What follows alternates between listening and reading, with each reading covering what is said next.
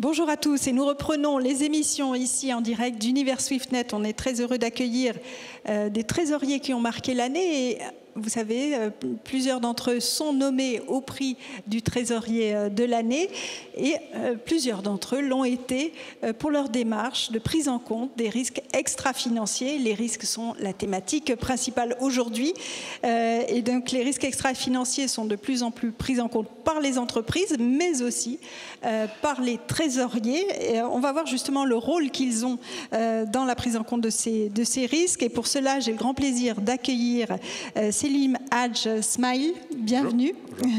Vous êtes VP Global, VP Group Financing and Treasury chez Forestia, responsable trésorier et financement. Exactement. Et maintenant Forvia, puisqu'on a changé de nom il y a quelques jours. Ah bah oui, merci d'actualiser. Et vous êtes toujours une entreprise énergivore, vous évoluez dans le secteur automobile, équipementier automobile.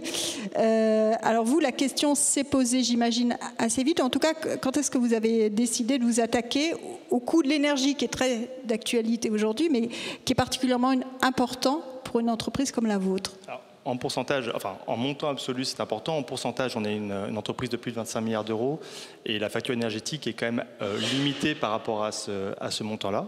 Pour autant, c'est un vrai enjeu, en particulier avec les prix d'électricité actuels.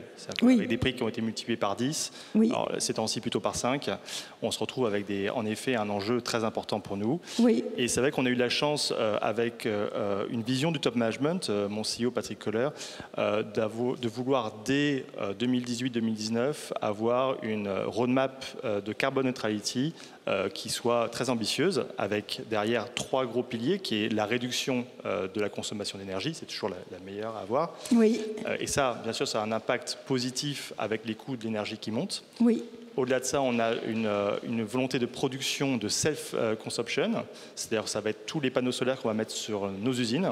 Oui. Et enfin, on a des projets innovants du type virtual ou off-site PPA, qui sont en gros des instruments qui permettent d'aider des développeurs à construire des champs éoliens ou photovoltaïques partout dans le monde.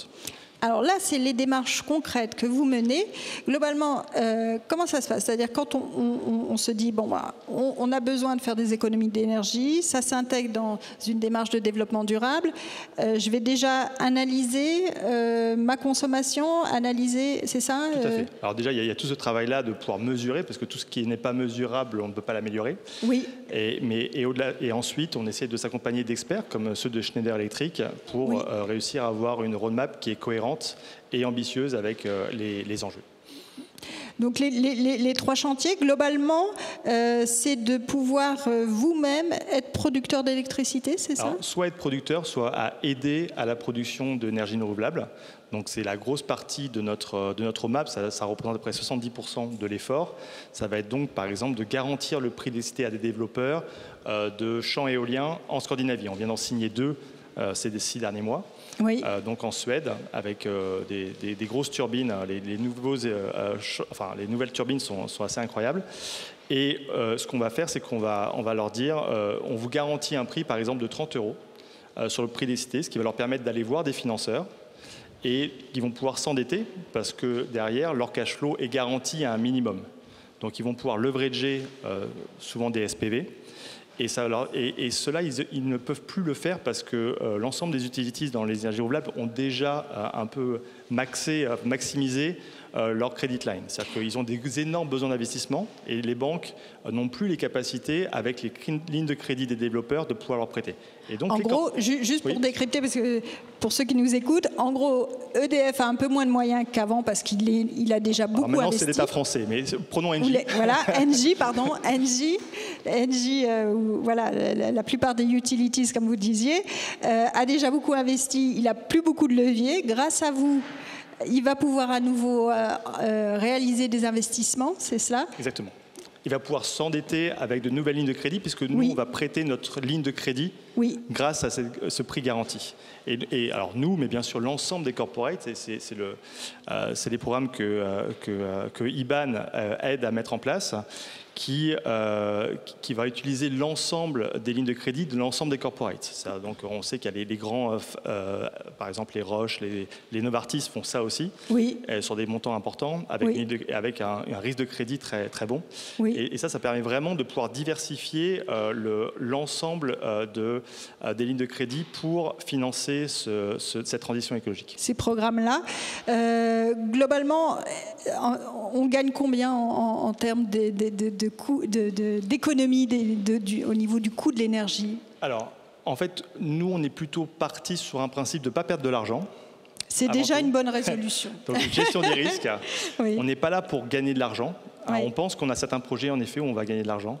Mais on a avant tout essayé de trouver des structures de prix qui nous permettent de minimiser notre risque financier et en même temps nous assurer que nous permettons le développement d'énergies renouvelables et donc d'avoir des garanties d'origine qui nous permettent de transformer ensuite notre consommation d'électricité en France en énergie verte. Voilà, donc ça, c'était vraiment le but. Et d'ailleurs, en effet, et en particulier en 2019-2020, pour les corporates qui ont été très, très en avance sur les autres, elles ont gagné beaucoup d'argent sur ces contrats-là, parce que quand le prix de l'énergie est monté à 100, 200 euros le mégawattheure, alors qu'ils ont pris de l'électricité à 30, 40 euros, ils ont gagné beaucoup d'argent. Dans notre cas, on avait quand même un marché qui était un petit peu moins favorable, puisqu'on a eu la crise énergétique à partir de 2021. Mais notre but, ça a été vraiment de limiter le risque et d'avoir des contrats qui soient le plus défensifs possible. Lisser finalement ce prix-là. Exactement. On va revenir, mais en effet, vous citiez, je ne l'avais pas présenté parce que j'allais vous donner la parole juste après, on en a convenu ainsi pour que ce soit d'abord le trésorier d'entreprise qui s'exprime. C'est gentil, mais je ne peux que partager avec Ils sont assez d'accord, donc ça va. Merci Céline. Le débat, mais parce que vous l'avez accompagné, Iban Olagaray, ça sent bon le Pays Basque, ce nom-là. Vous êtes donc consultant chez Schneider Electric, on l'a compris, sur ces sujets-là. Céline l'a un peu évoqué. Justement, comment vous accompagnez ces entreprises? C'est sur le PPA, le fameux Power Purchase Agreement, que vous accompagnez les entreprises? Exactement. Alors, Schneider Electric, notre rôle, c'est d'accompagner les industriels vers un monde net zéro en carbone. Donc, une des solutions, au-delà de réduire la consommation pour réduire les émissions directement, l'autre, ça va être de convertir la consommation d'électricité vers de l'électricité renouvelable. Et donc, un des mondes disponibles dans cette situation, c'est de travailler justement sur des projets décentralisés qu'on appelle Power Purchase Agreement, où l'industriel, en apportant une couverture, comme l'a présenté Céline, va faire construire un nouvel actif de production dans un réseau. Et donc, on va être amené à convertir de l'existant intensif en émissions de carbone, type production charbon, vers du renouvelable. C'est quel profil là, on a Faurecia, c'est évidemment une très belle entreprise. Quels sont les profils des entreprises qui s'engagent sur ce chemin-là? C'est plutôt ETI, grand compte? Alors aujourd'hui, ce type de projet, on parle d'engagement long terme, 10 ans et plus. On parle rapidement de grosses capacités d'énergie.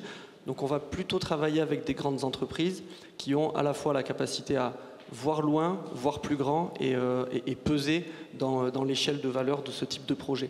Après, en termes d'industrie, on va être sur tout type d'industrie, autant les gens qui ont une grosse dépense comme Forvia, mais qui ne sont pas des énergies intensifs et qui ne vont pas générer de la valeur ajoutée par rapport à leur concurrence en étant moins cher en électricité, mais on va aussi travailler avec des énergies intensives, type chimiste, type production de matières premières, qui eux, au-delà de l'aspect environnemental, vont aussi chercher une opportunité de couverture long terme sur les prix d'énergie et donc s'éloigner, en tout cas partiellement, de la volatilité des marchés énergétiques. On l'a vu, 2020 comme 2021 ont été assez difficiles à gérer dans les deux sens d'ailleurs pour les industriels. Une couverture long terme, ça peut être un élément de sécurisation de performance.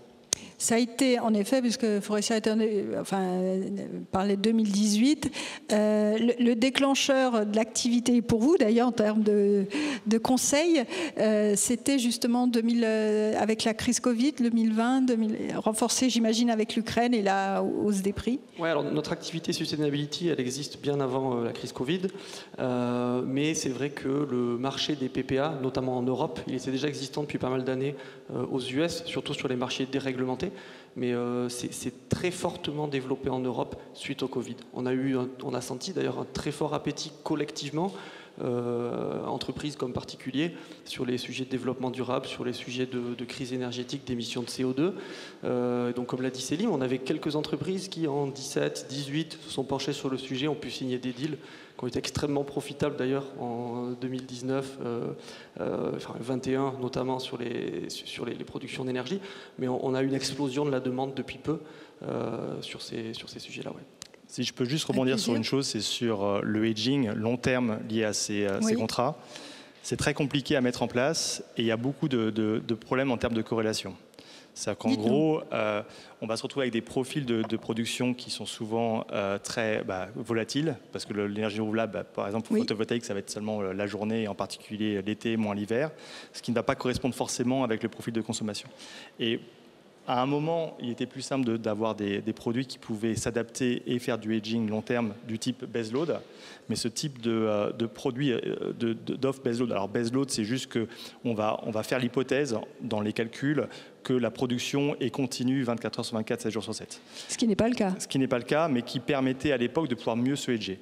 Alors, dis-moi quand je dis une bêtise, mais ce type de produit n'existe plus depuis la crise, puisque la volatilité a créé une telle inefficience pour aussi les utilities de pouvoir offrir ce type de produit qu'on n'a plus ce type de produit. Donc c'est de plus en plus compliqué d'avoir une politique de hedging long terme avec ce type de produit. Donc il faut faire en tout cas attention, bien regarder la corrélation avant de s'engager sur ce genre de produit. Et même en diversifiant, parce que vous dites, oui, c'est sûr quand il fait nuit, il y a moins de soleil, mais enfin il y a toujours du soleil sur la planète. En diversifiant les investissements, les projets, on n'arrive pas à compenser un peu ça? Alors le problème, c'est que par exemple, quand il fait beau, quand c'est le jour en North America, notre consommation d'électricité la nuit en Europe, il n'y a pas de corrélation positive. Il n'y a pas c'est clair. Il n'y a pas assez d'adéquation. D'ailleurs, un des gros sujets pour une meilleure corrélation juste en Europe, parce que la corrélation en Europe n'est déjà pas très bonne. Alors, vous imaginez entre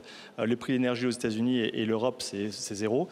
Mais la corrélation doit se faire avec les transmissions. Donc, il faut plus de câbles entre les différents pays. Donc c'est le cas et la Commission européenne a beaucoup poussé là-dessus, mais il nous faudrait 10 fois plus pour qu'on réussisse à avoir un vrai prix commun de l'énergie en Europe. Et ce n'est pas le cas pour l'instant. Et c'est des projets longs, ça aussi. Justement, sur la durée, pour ceux qui nous écoutent, les trésoriers d'entreprise qui nous écoutent et qui auront peut-être ce chemin-là à faire, si on découpe le parcours, c'est combien de... On parlait de l'analyse de la consommation, tout ça, est-ce que vous pouvez nous donner un ordre d'idée des mois, des années qu'il faut? Oui, alors ça prend du temps, parce qu'on est aussi sur des projets qui sont financièrement très structurants. Voilà, on parle vite de plusieurs dizaines de millions d'euros d'exposition totale. On n'a pas parlé du traitement comptable, mais les PPA virtuels rentrent dans le traitement dérivatif. Du coup, ça apporte un petit levier de complexité additionnel qu'on peut toujours très bien gérer avec les équipes comptables et trésorerie. Mais vraiment, depuis le début d'une phase 1 qui est qui on est comme entreprise, où on veut aller en termes d'émissions de CO2 et est-ce qu'on ne se mettrait pas des objectifs ambitieux, 2030, net zéro carbone, et maintenant on baisse la tête et on y va, jusqu'au moment où on signe son premier PPA, une équipe très engagée avec le soutien du senior management, qui est pour le coup un facteur clé de succès, va prendre au moins 12 à 18 mois pour ceux qui vont avoir la possibilité d'aller très vite. C'était votre cas ? Oui. Alors en plus, on n'a pas été aidé puisqu'il y a eu une crise énergétique entre-temps. Oui. Je pense qu'on aurait pu faire un petit peu mieux si ça avait été le cas, mais peut-être 12 mois, c'est le minimum. Il y a toujours beaucoup d'aléas, c'est un marché qui bouge très vite, autant côté acheteur que côté vendeur. On a vu l'inflation, la hausse des coûts de financement, les difficultés de supply chain. Rien que ça, côté disponibilité des projets, ça entraîne des difficultés, sans parler des évolutions réglementaires dans certains pays. Donc il faut être capable de naviguer dans cet environnement-là.